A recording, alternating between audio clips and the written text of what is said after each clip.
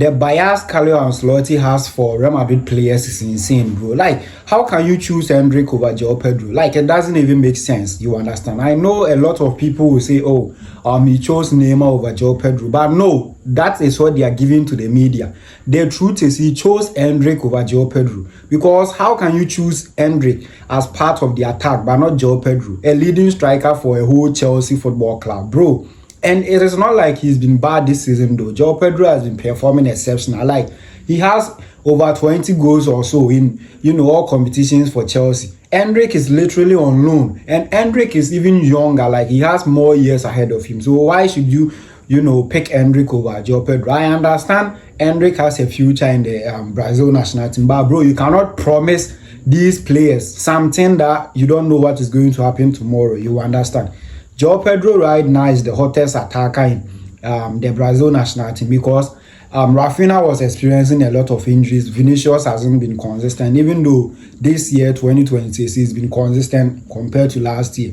But this is Vinicius we are talking about. Whenever he gets to the national team, he starts playing differently. So you cannot, trust Vinicius. I am not saying you should not choose Vinicius, though. I'm saying Vinicius, Rafinha, these players are good, though. But at the national team, they are not, the same level as they are at their club side. So you cannot decide to bench, the only natural number 9 in the squad.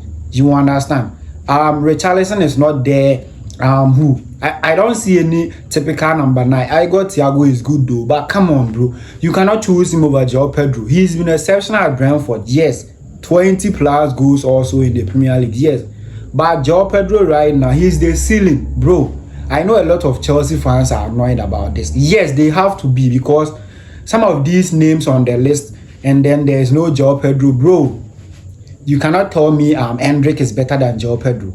Let's put facts on the table, bro. Like, at what metrics, like what stats? Is it about goal scoring? Because I don't see Endrick being a better goal scorer than Joao Pedro. You understand? This clearly means that it's either Carlo Ancelotti has a problem with the way Joao Pedro plays or something, because that would be the only explanation. Other than that, I think it is a clear agenda, though. You understand? Because there's no tangible reason for a manager to choose Endrick over Joao Pedro when Endrick was not even, part at the first part of the season. He was not even getting minutes at Real Madrid, so they had to send him on loan to Lyon, where he's been playing, regularly in the last season. Let me say in the ending of the season. But Joao Pedro has been delivering from the start of the season to the end, bro. Chelsea's top scorer this season. So, like, without him, Chelsea will not be at the 10th position they are right now. With Andre Santos, yes, I understand that. Okay, the other players who deserve to, be ahead of him, but not Joao Pedro. Joao Pedro was exceptional. You understand? And Neymar, congratulations to Neymar though for his return to the Selecao. I know this was not just any a consideration opportunity given to him. No, he worked his ass off for this chance, because Carlo Ancelotti wasn't going to give him just the spot because he's Neymar. Now we saw what he did to Hazard. You're not going to play if you cannot deliver. So I think Carlo Ancelotti was really convinced. That was why he decided to include Neymar in the World Cup squad.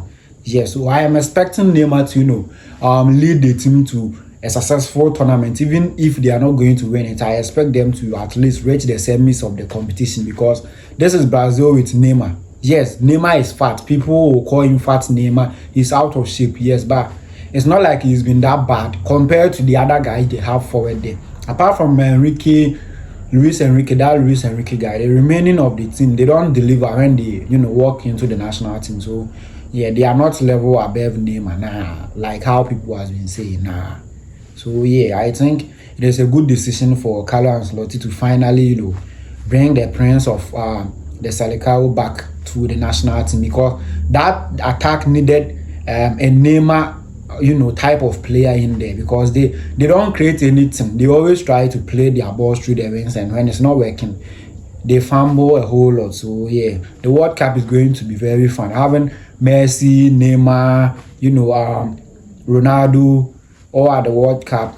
Yeah, their last World Cup is a shame that Lewandowski couldn't, make it though. And I heard Manon Neuer is also considering, returning to the national team. So it's going to be very fun at the World Cup. And it's quite unfortunate Fermín López got injured.